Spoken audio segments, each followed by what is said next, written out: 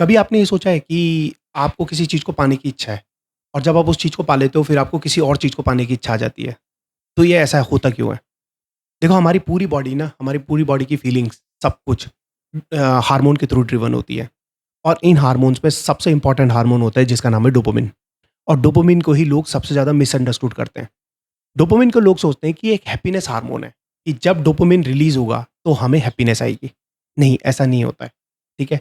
Dopamine actual में एक prediction hormone है, जो ना फ्यूचर की प्रिडिक्शन पे जीता है, कि फ्यूचर में क्या होगा और उसके आइडिया के हिसाब से रिलीज़ होता है।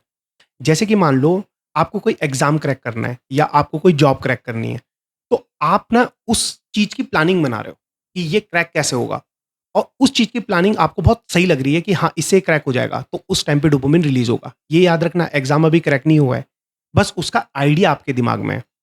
इसके लिए ना उन्होंने एक एक्सपेरिमेंट भी करा था और एक्सपेरिमेंट से इन्होंने साबित करा था कि हाँ, डोपामिन फ्यूचर प्रिडिक्शन पे चलता है। इन्होंने क्या करा था जैसे ना एक पिंजरा लिया, उस पिंजरे में एक कबूतर को डाल दिया और कबूतर के सामने ना एक लेवर रख दिया। वो लेवर को वो प्रेस कर सकता है, ठीक है? तो 5th टाइम पे जब कबूतर 1, 2, 3, 4 5th टाइम पे प्रेस करेगा, हर 5th टाइम पे पिंजरे के अंदर खाना गिरेगा। तो उन्होंने देखा जैसे ही 5th टाइम पे खाना गिरा ना, तो कबूतर को बहुत अच्छा लगा, तब कबूतर के ब्रेन में डोपामिन की एक्टिविटी बहुत ज़्यादा बढ़ गई। फिर उन्होंने देखा नेक्स्ट 5th टाइम पे दोबारा से वो ब्रेन में एक्टिविटी बढ़ गई। पर उन्होंने कुछ टाइम बाद देखा कि कबूतर के ब्रेन में ना ये डोपामिन की एक्टिविटी कुछ भी नहीं हो रही है, जबकि खाना सेम टाइम पे गिर रहा है।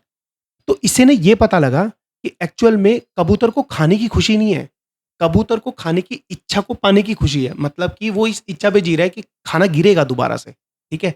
तो उन्होंने क्या करा, एक्सपेरिमेंट को बस स्लाइटली चेंज कर दिया। उन्होंने बोला अब ना खाना 5th टाइम पे नहीं गिरेगा, अब खाना रैंडम टाइम पे गिरेगा, किसी भी टाइम पे गिर जाएगा। तो उन्होंने देखा कबूतर के ब्रेन में ना एक्टिविटी बनी हुई है। तो एक्चुअल में कबूतर को जो हैप्पीनेस मिल रही है, वो खाने से नहीं मिल रही है। वो जो डोपामिन रिलीज़ हो रहा है, वो खाने से नहीं हो रहा है। मतलब वो डोपामिन रिलीज़ खाने से नहीं हो रहा है।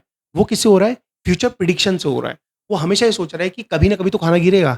जब उन्होंने रैंडम इंटरवल पे खाना गिराना स्टार्ट कर दिया, तो डोपामिन की एक्टिविटी लगातार बनी रही। सेम एग्ज़ाम्पल, मान लो आप कहीं एक ट्रिप प्लान करते हो। मान लो आप इटली जाना चाहते हो।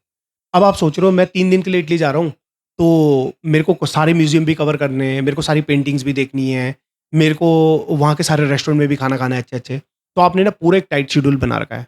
अब जब आप वहाँ जाते हो ना, तो जब आप म्यूज़ियम में हो, तो आपके दिमाग में चल रहा है शाम को मैं कौन से रेस्टोरेंट में जाऊँगा। जब आप रेस्टोरेंट में बैठे हो, तो आप सोच रहे हो सुबह में कौन-सी पेंटिंग देखूँगा।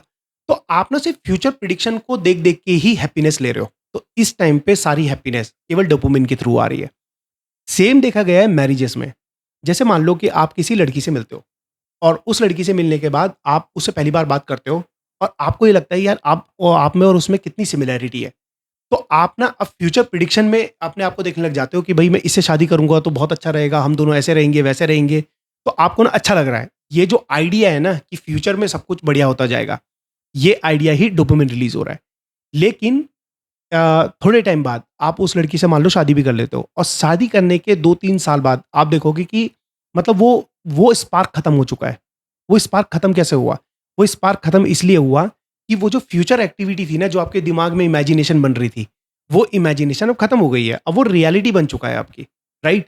अब जब वो रियलिटी बन गया तो डोपामाइन रिलीज़ होना बंद हो गया, क्योंकि डोपामाइन केवल इमेजिनेशन के हिसाब से ही रिलीज़ होता है। वो सिर्फ़ फ्यूचर को देख-देख के ही अपने आप को सैटिस्फाई करता है।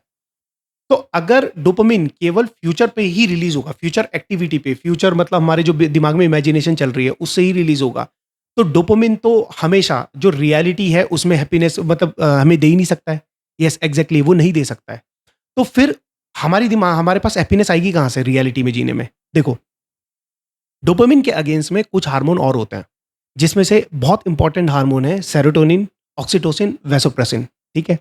ये तीनों हार्मोन को बोलते हैं here and now hormones. Means ये रियलिटी पे जी रहे हैं, ये प्रेजेंट मोमेंट के हिसाब से रिलीज होते हैं।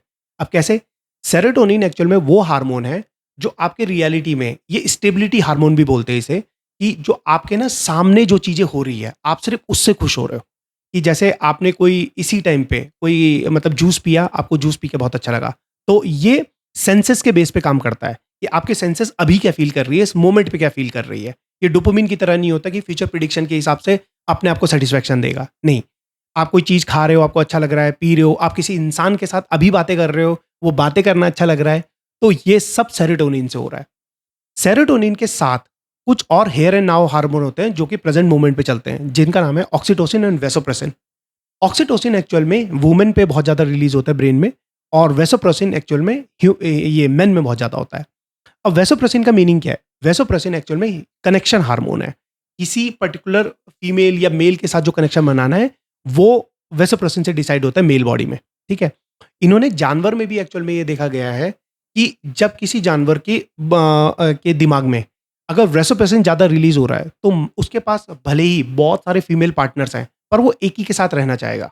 और सेम फीमेल के साथ होता है कि अगर ऑक्सीटोसिन की एक्टिविटी बहुत ज़्यादा उसके ब्रेन में है, तो उस टाइम पे वो एक ही मेल के साथ रहना चाहेगी।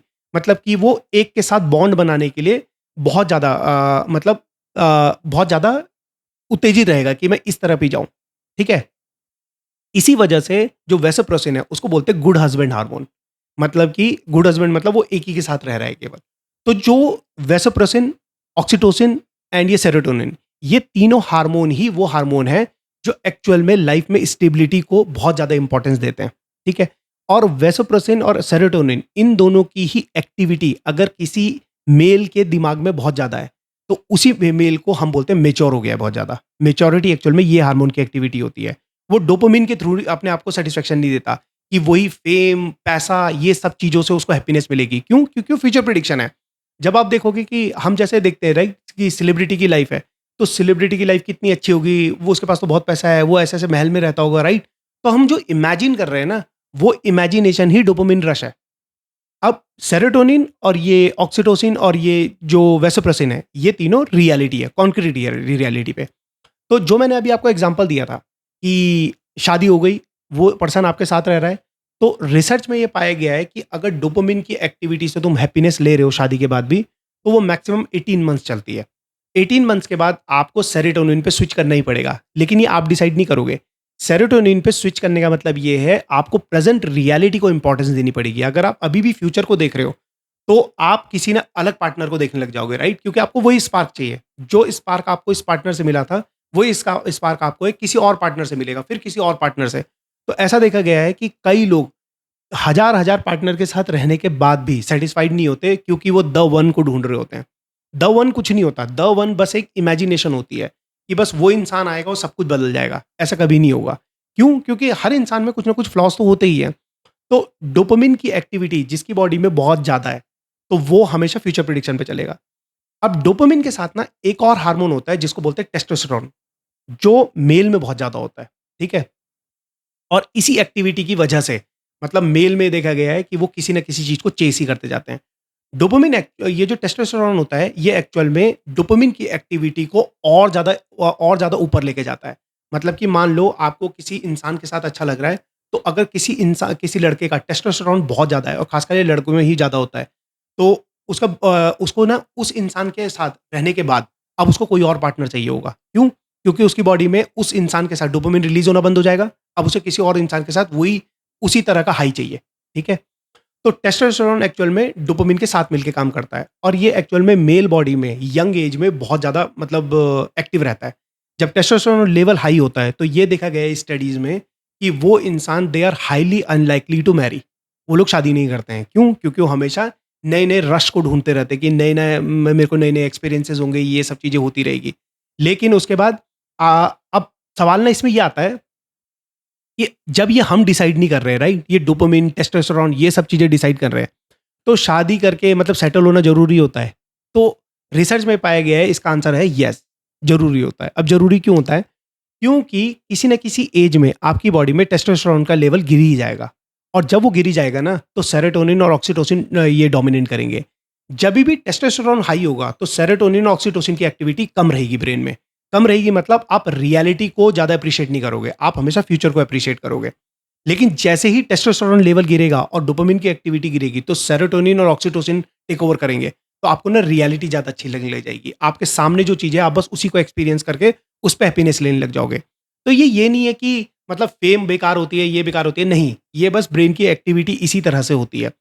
तो जिस भी इंसान के दिमाग में टेस्टोस्टेरोन बहुत ज़्यादा रिलीज़ हो रहा है बॉडी में, तो उस टाइम पे सेरोटोनिन रिलीज़ नहीं होगा उतना। तो मतलब रियलिटी पे ज़्यादा हैप्पीनेस नहीं पाओगे। लेकिन सेरोटोनिन, ऑक्सीटोसिन, वेसोप्रेसिन ये ज़्यादा रिलीज़ हो रहे हैं, तो डोपामाइन और टेस्टोस्टेरोन इनकी एक्टिविटी ऑटोमेटिकली कम रहेगी, आप इमेजिनेशन में कम जियोगे। तो इसके बारे में आपकी क्या राय है? आप बता सकते हैं। Thank you.